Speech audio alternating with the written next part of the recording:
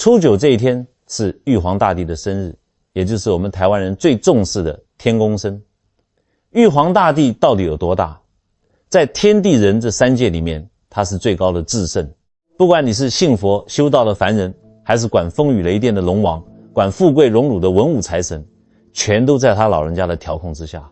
既然他的地位这么高，大年初九他老人家过生日，天界的众神都要下凡来贺寿，来巡视人间。这个时候你家里的气场就显得无比重要。阴阳五行里面讲什么？讲同气相求。天宫是纯阳之气，是最至高无上最清净的气场。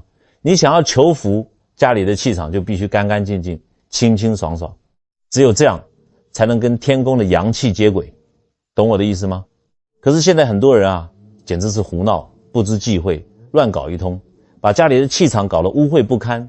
神仙到了你家门口，闻到一股晦气，掉头就走，谁还管你死活？所以在准备大年初九拜天公之前，我必须先把话给大家挑明了。心不诚，你不如不拜，不懂规矩乱拜，你就是找死。那到底有哪些规矩是绝对不能碰的死穴？接下来我就给你们点出初九当天的4大禁忌。各位阿公阿嬷乡亲长辈回去一定要死死盯住家里的年轻人，绝对不能犯，否则大罗神仙也救不了你这一年的运势。第一个死忌，也是最要命的一个，露天晒衣服，尤其是女性的内衣内裤。现在的年轻人不懂事啊，觉得初九天气好，出大太阳了，赶紧把积攒了几天的脏衣服洗一洗，挂在院子里阳台上晒。我跟你们讲，这是大忌中的大忌。早年间台中有一户姓陈的人家，老太太70多岁了，是非常虔诚的人。大年初九一大早，老太太还在房间里焚香斋戒沐浴，恭恭敬敬地准备拜天公的贡品。可她那个从国外留学回来的儿媳妇小雅，起床一看外面阳光明媚，就把一家人的衣服，包括自己那些红红绿绿的内衣裤，一股脑全塞进洗衣机。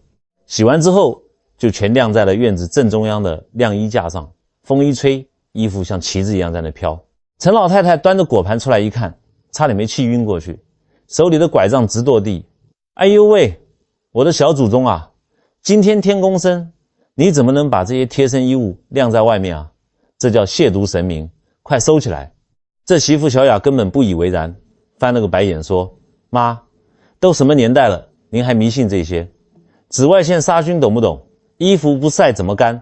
死活就是不肯收。结果呢，那一年他们陈家简直是倒大霉摔到底。大儿子原本已经握手谈好了几千万大订单，莫名其妙就在签约前一天被对手截胡了。小孙子3天2头高烧不退，往医院急诊跑，连老太太自己好端端的下个楼梯，竟然脚一滑摔断了腿。后来陈老太太托人把我请去家里看风水，我一进她家院子，手里罗盘一打，立马察觉不对劲。我就指着院子正中间问，大年初九那天，你们是不是在这里高高挂了不干净的东西？老太太眼泪当场就掉下来了，把儿媳妇晾衣服的事说了一遍。那媳妇当时还站在旁边，满脸不服气。我转过头，很不客气地对那个媳妇说，你以为你懂科学，你懂什么宇宙规律？院子在风水上叫明堂，是你家接纳天地灵气，迎接财神福神的入口。大年初九天公下凡赐福，那是纯阳之气从天而降。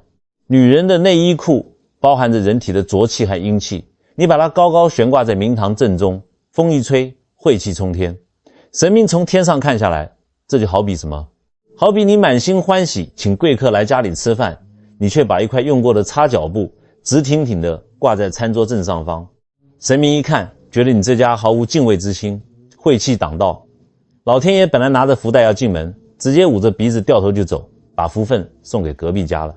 你这根本不是破除迷信，你这是在败坏你老公的财运，折断你全家的福报啊！那媳妇听完我的话，脸瞬间刷了一下全白了，吓了半天说不出一个字。所以大家记死了，初九当天绝对禁止在露天晒衣服，哪怕是普通的外套也最好收在屋里阴干，更别提女裤和内衣，以此来表示对玉皇大帝的绝对尊敬。第二个死忌，扫地和倒垃圾。很多人有洁癖，大清早起来习惯性的就要扫院子。听好，初九这一天，露天场所绝对不能动扫把。屋里面如果实在脏了，扫出来的垃圾，你也必须给我用袋子装好，老老实实的停放在屋里的角落，千万不能扫出门外，更不能拎出去倒掉，必须等到初10，第2天才能拿出去处理。这背后的原理是什么？器具则财具。初9这天，天公赐福，天上降下来的那是祥瑞之气，是金光闪闪的财气。这些财气落在你家地上，你却拿着扫把在院子里刷刷刷的扫来扫去，扬起一地灰尘不说，你这等于是亲手把老天爷刚赐给你的金砖往门外扫。你把垃圾往外倒，等于是把你家今年的福分和财库直接打包扔进了垃圾桶。所以记住尼氏一句话，初9当天的垃圾，那就是聚宝盆里的财，得先死死捂在家里。第3个死忌，乱倒洗脸水。老一辈的人都知道，初9早晨起来，洗脸水是绝对不可以随便泼在院子的泥土地上，或者倒入露天的水沟里的。以前在乡下，哪怕是农民挑粪，初9这天也绝对待在家里休息，生怕一不小心把粪水泼在地上。这又是为什么？怕污了天公的脸啊！天地玄黄，地是承接天气的。你早上刚洗完脸，水里全是你守岁熬夜的油脂、疲惫和人体的浊气。你端起这盆脏水，哗啦下倒在光天化日的地上，这在玄学上叫浊气熏天。这就好比老天爷刚铺好红地毯准备视察，你一盆脏水泼在了红地毯上，一旦倒了，恐遭天责。今年一整年，你的脸面都可能被人踩在脚下。那我洗脸水到哪里？倒进室内的马桶里，或者不露天的下水管道里。总之，千万不要让脏水暴露在初9的阳光之下。第4个死忌，小孩在露天场所小便，小孩子憋不住尿，大人图省事，觉得就尿一泡嘛，有什么关系？让小孩在院子里或者路边花坛随便解决一下，这在平时可能就算了，但是在初9这天绝对不行。很多阿公阿嬷有个严重的认知误区，觉得童子尿是至阳之物，能辟邪，尿就尿了呗。我跟你讲，你糊涂啊，这完全是两码事。初9这天，天庭的千里眼、顺风耳都在巡视人间，你让孩子在露天光着屁股对着苍天小便，这叫大不敬，是对天庭威仪的公然亵渎。小孩子不懂事，这笔账算在谁头上？算在父母长辈头上，天公必责。你今天图省事，对天不敬，明天老天爷就让你在职场上、生意场上处处碰壁，怎么死都不知道。各位，这4个死忌归根结底就是2个字：敬畏。你不敬畏天地，你不爱惜自己家里的气场，好运气凭什么光顾你？你连最基本的规矩都不守，你拿再大的神珠去拜天公，老天爷也不会看你一眼。好，大家先喘口气。刚才讲的禁忌是为了帮你们挡灾，接下来要讲的才是教你们怎么求财求福。我们把家里的气场打扫干净了，没有晦气了，接下来就是重头戏了。这祭拜天公的桌子到底怎么摆？贡品到底怎么挑？你以为鸡鸭鱼肉随便往上一扔就行了吗？大错特错。我常说啊，看一家人这一年有没有福报，你不用看别的。大年初9晚上11点，也就是子时一到，你去看看他家院子里的那张供桌，看一眼，他这一年的运势我就能算个8、9不离10。为什么？因为供桌就是你跟老天爷沟通的谈判桌啊。祭拜天公的时间，老规矩记好了，是从正月初9这天的子时，也就是初8晚上的11点到1点之间开始，一直到隔天清晨7点前都可以。玉皇大帝是身份最大的神明，地位至高无上，所以在祭拜之前，全家大小，听清楚，是全家大小都必须给我去洗澡，这叫斋戒沐浴。你一身的汗臭味，带着人间的浊气去拜天公，你不觉得脸红吗？洗干净了，换上干净的衣服，这才叫敬意。好，人准备好了，我们来说贡品，这就大有学问了。很多人不懂，以为拜神嘛，越丰盛越好，把什么大鱼大肉甚至切好的卤味全往桌子上堆，糊涂啊！你那是敬神吗？你那是在敷衍。拜天公，供桌必须分2层，上面一层叫顶桌，下面一层叫下桌。这2桌的规矩可是天差地别。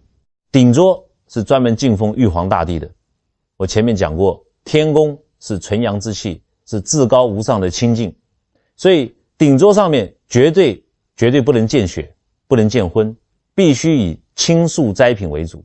你放几盘新鲜的水果，素食的糕点，加上鲜花一对，蜡烛一对，还有一样东西绝对不能少，那就是我们台湾人最熟悉的红龟簋和发糕。为什么要用红龟簋？红龟簋代表吉祥，上面那个龟甲的图案代表什么？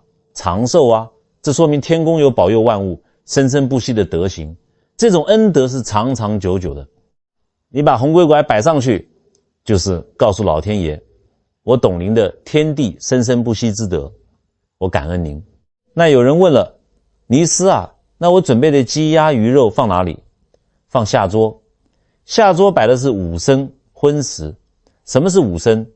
猪、鸡、鸭、鱼、蛋。这下桌的肉是给谁吃的？老天爷出门，底下是有千军万马的。这些荤食是献给天公的部属神明、天兵天将的，懂不懂我的意思？大老板吃素，但底下的随扈和保镖得吃肉啊。这五牲里面还有个极其严格的死规定，如果要用牲畜，尤其是鸡，一定要用公鸡，绝对不能用母鸡。为什么？阴阳五行啊，公鸡司晨，一打鸣太阳就出来了，这叫纯阳之物。母鸡是生蛋的，主阴带有生殖的浊气，你拿母鸡去拜纯阳的天公和天兵天将，这就叫阴阳颠倒，这是要倒大霉的。如果这一年你许了大愿要还愿，那就更隆重了，必须用全猪或全羊，绝对不能用切开的碎肉块。我给你们讲个真实发生的事情。高雄有个王老板，早年间搞房地产赚了点钱，妥妥的一个暴发户。他有年初8晚上给我打电话说，尼斯啊，我明天拜天公，我可是下了血本了。我买了一只烧鹅，半只卤猪头，还有2只老母鸡炖的汤，全摆在最高的那张桌子上。我这诚意够足了吧？保佑我今年再赚2亿。我一听，电话里直接就开骂了，王老板，你是不是嫌自己命太长了？他吓了一跳，问怎么了？我说，第一，顶桌不能见荤，你把死猪头死鸡鸭摆在老天爷面前，你这是让老天爷闻血腥味，这叫冲煞。第二，你居然用切开的半只猪头和烧鹅去拜，拜天公必须是全的，代表首尾圆满。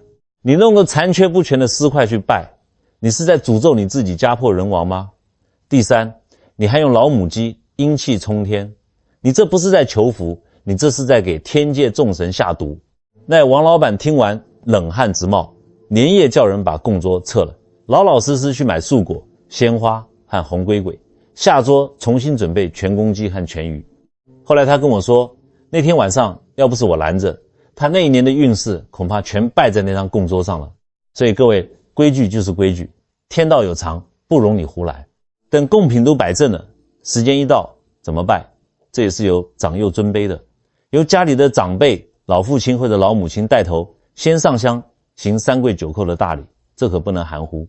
拜完之后，再按照长幼顺序，大儿子、二儿子、媳妇、孙子，一个个上前去上香。有人说，我媳妇刚生了个小孙子，还在襁褓里，是不是就不用拜了？错，连抱在怀里的婴儿也不能免。当妈妈的要把孩子抱在手里，拿2根点着的香塞在孩子的小手里，带着他象征性的对着苍天拜几拜。妈妈嘴里还要念念有词，求天公伯保佑这孩子平安长大，聪明伶俐。这叫什么？这叫接天地之灵气，让这小生命从小就懂得敬畏苍天。如果家里有人在台北上班，或者在大陆做生意回不来怎么办？没关系，家里的弟弟妹妹或者配偶要拿一炷香替他上香，嘴里要报出他的名字和生辰八字，说某某某在外地打拼，今天天公生，特地带他磕头叩谢天恩。神明是看人心的，只要心意到了，福气照样能跨过千山万水降临到他的头上。拜完了，时辰一到，开始准备烧天公金，燃放鞭炮。说到上香和拜神，各位，每年初8晚上到初9凌晨，你们打开电视新闻一定会看到什么画面？对啦，各大天公庙里人山人海，庙门一开，大家像疯了一样百米冲刺，挤破头，甚至大打出手，就为了抢插香炉里的那一柱头香。很多人以为谁能在初9这一天第一个把香插进天公炉，老天爷就会保佑他今年赚大钱发大财。我今天就要把这个迷思给彻底戳破。你们仔细用脑子想想，玉皇大帝是什么境界？那是宇宙的主宰，老天爷会因为你跑得比别人快2步，力气比别人大，甚至因为你抢香的时候把别人推倒在地上，就把1年的福报全赐给你吗？荒谬！你那不叫抢头香，你那是带着满身的贪念、戾气和煞气去冲撞神明。前几年新闻不是报过吗？有个大汉为了抢头香，把前面的一位恶魔撞得头破血流，结果自己香还没插进去，就跌了个狗吃屎，手还被香灰给严重烫伤。你觉得天公看了这种画面是会赐福给他，还是降罪给他？真正的头香到底是什么？在玄学里面，真正的头香叫做心香。大年初9子时，当你在自己家里洗得干干净净，换上整洁的衣服，心里没有任何害人的恶念，带着对天地万物最纯粹的感恩，点燃你手里的第一炷香。这一炷香就是你这一年里最清净、最灵验的头香。神明看重的是你的诚，不是你的狠。你在家里安安静静、恭恭敬敬的拜，效果绝对比你去庙里跟人打架抢来的香要灵验10000倍。好，心意到了，接下来要干嘛？重头戏来了，烧金子。很多人以为金子买来，时间一到，整捆往金炉里一丢就完事了，大错特错。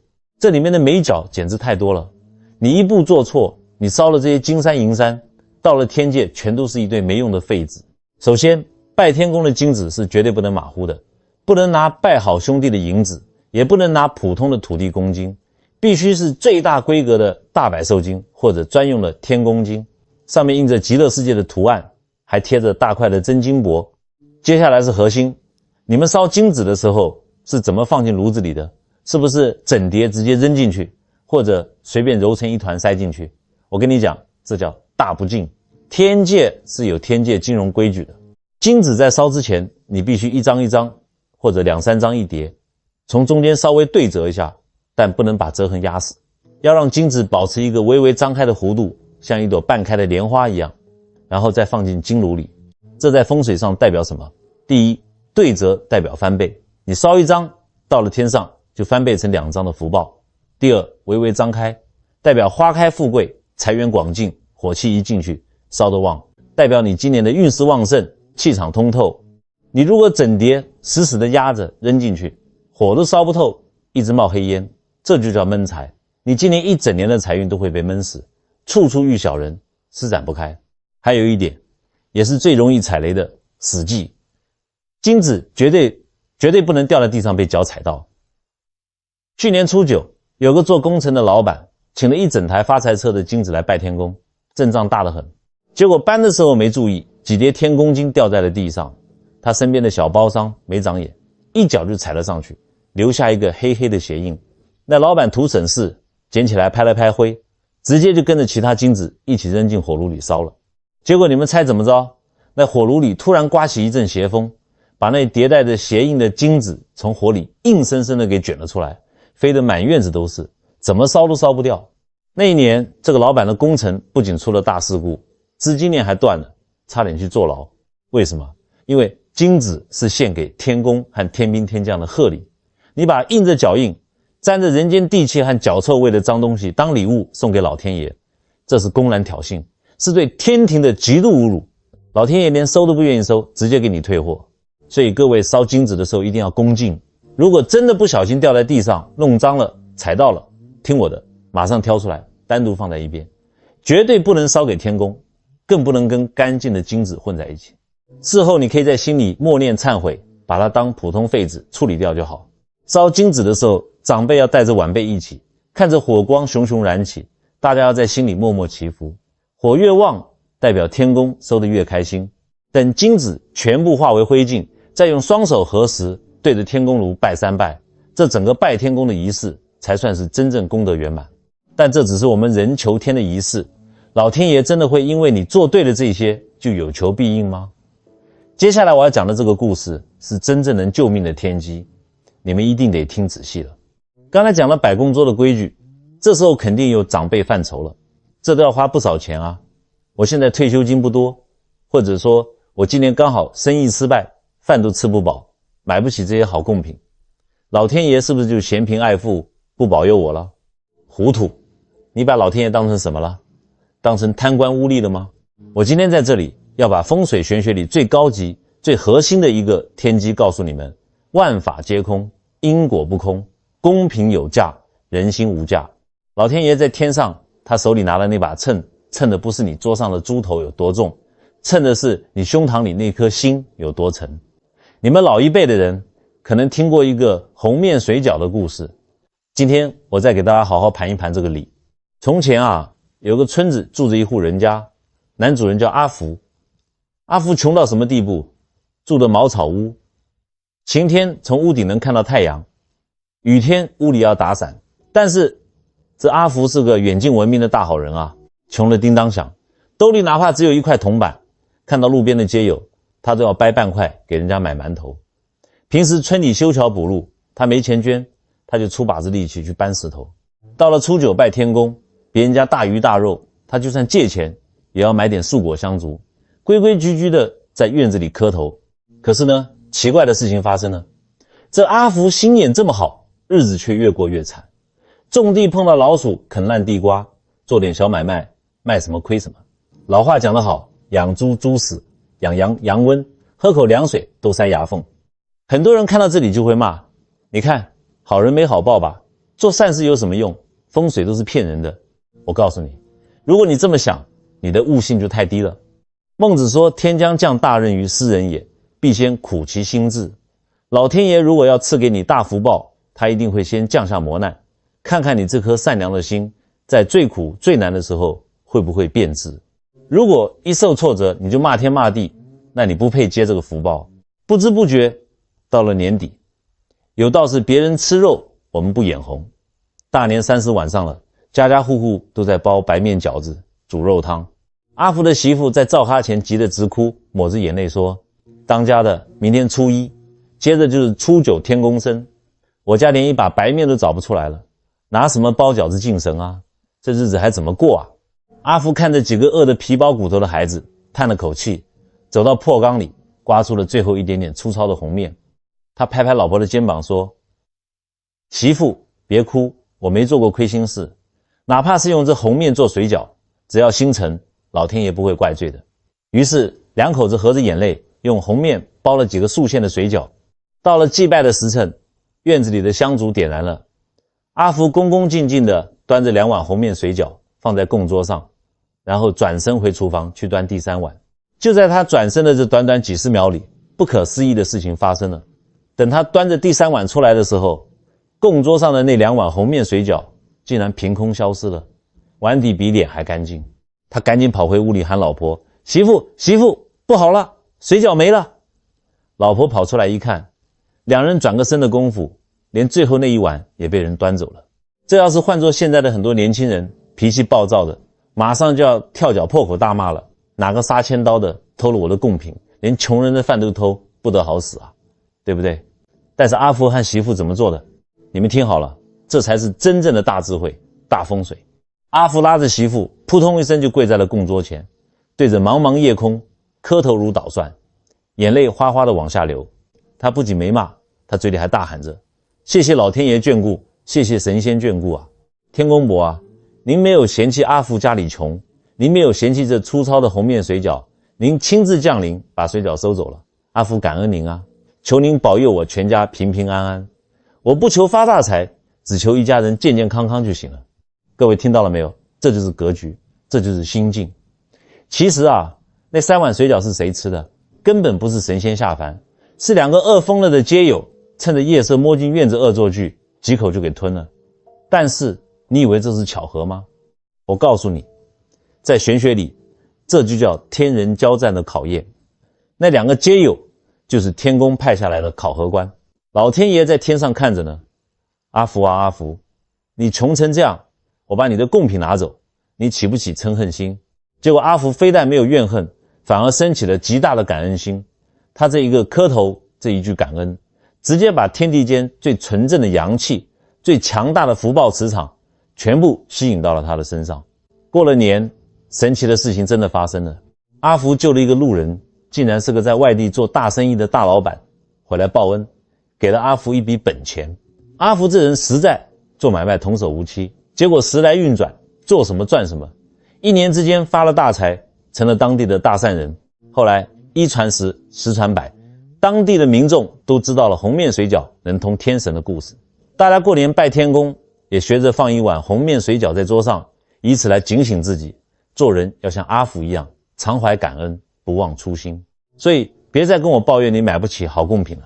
大年初九，哪怕你只端一杯白开水站在院子里，只要你心无杂念，只要你平时乐善好施，不作恶，老天爷照样赐福给你。这就是真正的风水。刚刚我们讲了阿福一家，那是普通老百姓的因果。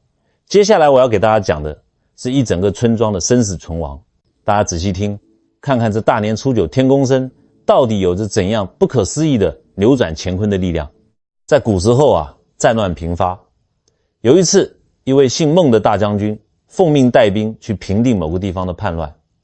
这位孟将军有个极其特殊的本事，大家知道十里不同音，百里不同俗。孟将军怎么分辨谁是当地的良民，谁是混进来的外地叛军呢？他懂我们中医和风水里讲的一句话，叫一方水土养一方人。这水啊，是带有当地的地气和磁场的。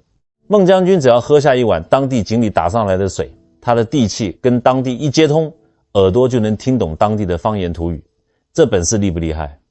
那一年，孟将军带兵打到了一个大村落，他照例吩咐手下的伙房兵，去给我打一桶当地的井水来，我要听听这帮人到底是不是我们的良民。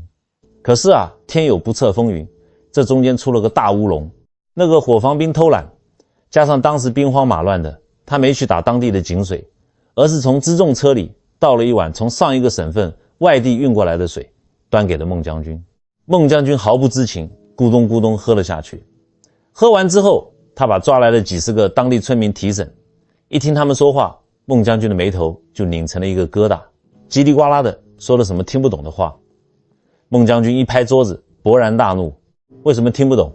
因为他肚子里装的是外地的水，接的是外地的气场，当然跟当地人的频率对不上啊。可是孟将军不知道，他以为这帮人全是故意不说人话的叛军，全都是奸细。来人啊！孟将军抽出腰间的大刀，这些全是叛党，一个不留。传我的将令，明天一早全军突击，把这个村子给我屠了，斩草除根。哎呦，你们想想那个画面，作孽哦，底下的百姓冤枉啊，他们哭天抢地，喊冤叫屈。可是孟将军听不懂啊，士兵们连夜磨刀霍霍，眼看几千条人命，第二天早上就要人头落地了。结果你们猜怎么着？第二天刚好就是农历的正月初九，天公生。大年初九的凌晨，子时刚过，那外省运来的几桶水，好巧不巧，竟然在除夕到初八这几天里，全被孟将军给喝光了，滴水不剩。初九一大早，孟将军渴了要喝水，伙房兵没办法了，外省水没了，只能赶紧跑到村子里的老井里，打了一桶真正的透心凉的当地井水，端了上去。孟将军端起碗，一仰脖子，把这初九清晨的当地水喝了下去。就在这水下肚的一瞬间，奇迹发生了。外面刑场上那些即将被砍头的村民正在嚎啕大哭，那哭声传到孟将军的耳朵里，突然之间就像是被翻译过了一样，字字句句清清楚楚。将军冤枉啊，我们真的是本地种田的良民啊，我们祖祖辈辈都在这里啊。孟将军浑身猛地打了一个激灵，手里的茶碗啪的一声摔在地上，摔得粉碎。他全听懂了，他瞬间出了一身冷汗，彻底明白了自己搞错了，那水有问题，这些全都是无辜的老百姓啊！刀下留人，全军听令，马上给我封刀，把人全放了。孟将军光着脚冲出大帐，声嘶力竭地大喊：千钧一发之际啊，就差那么一点点，那明晃晃的大刀就要砍下去了。几千条人命就在这大年初九的清晨，被硬生生地从鬼门关拉了回来。事后，当地的乡亲抱头痛哭，纷纷朝着天上跪拜，大家心里跟明镜似的。哪有这么巧的事？偏偏就在大年初九这天早上，外地水喝光了，偏偏就在刀架在脖子上的时候换了本地水。这根本不是巧合，这是玉皇大帝在天上看着呢，这是天公伯的好生之德啊！老天爷绝对不允许在他的大寿之日，人间发生这种生灵涂炭的冤假错案。于是乡亲们认为这是天公所赐，为了谢恩，从此以后，这个地方的人每年正月初九的凌晨，家家户户必定在院子里摆上最丰盛的贡品，点上最亮的香烛，跪在地上拜天公。久而久之，成了一个雷打不动的习俗。大家听懂这个故事的内涵了吗？天宫代表的是宇宙间最公正、最慈悲的力量。风水阵法再强，强不过天意；杀气再重，重不过老天爷的好生之德。老天爷连几千个陌生人都能救，何况是你日常生活中遇到的小灾小难。只要你平时多积德，老天爷一定会递给你那杯救命的水。讲完了老天爷的慈悲，我们再回过头来看看我们自己。刚才我们讲了这么多规矩故事，这个时候肯定有很多人要在正月初九这一天跪在供桌前面求老天爷保佑，求神赐福，人之常情，这没错。但是接下来我要讲的这个事情，大家全给我竖起耳朵听好了。这是现代人最容易惹大祸的通病，那就是随便发愿却忘记还愿。过去的一年里，你们之中有多少人为了儿女考大学、找工作，跑去庙里跪着求天公？老天爷啊，只要我儿子这次能考上台大医学系，我明年正月初九一定供奉全猪全羊，连吃3个月，速来报答您。结果呢，儿子考上了，一到过年，高高兴兴吃大鱼大肉，早就把当初发过的誓忘到九霄云外去了。我告诉你，你这就叫欠下了因果债。找神明借的福报，你不还，天界有一本账的，欠下了总是要还的。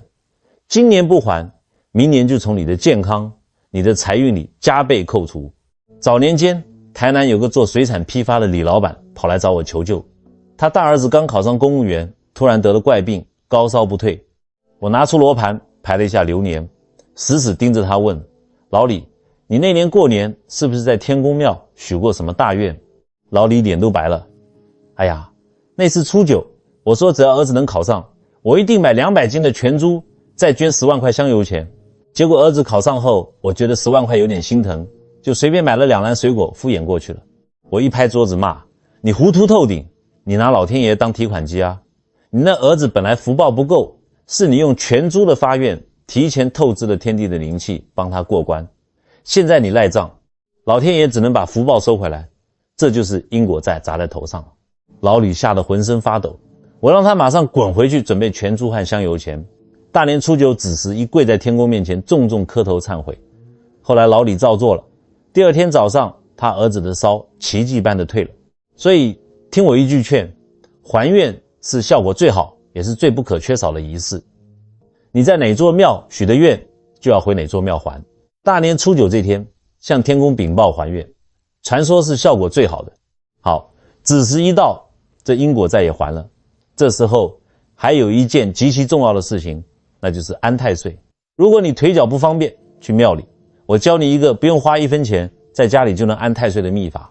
找一个家里盛米用的米桶，米缸就是你家的聚宝盆，把它洗干净，用一张红纸围在外面，这叫红炉点血，把凡物变成法器。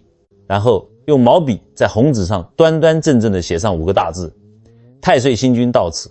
这就等于在你家里安了一个神座，每天早晚上一炷香。常言道，太岁可敬不可冲，你每天早晚敬他一下，告诉他：星君啊，我懂得敬畏天地。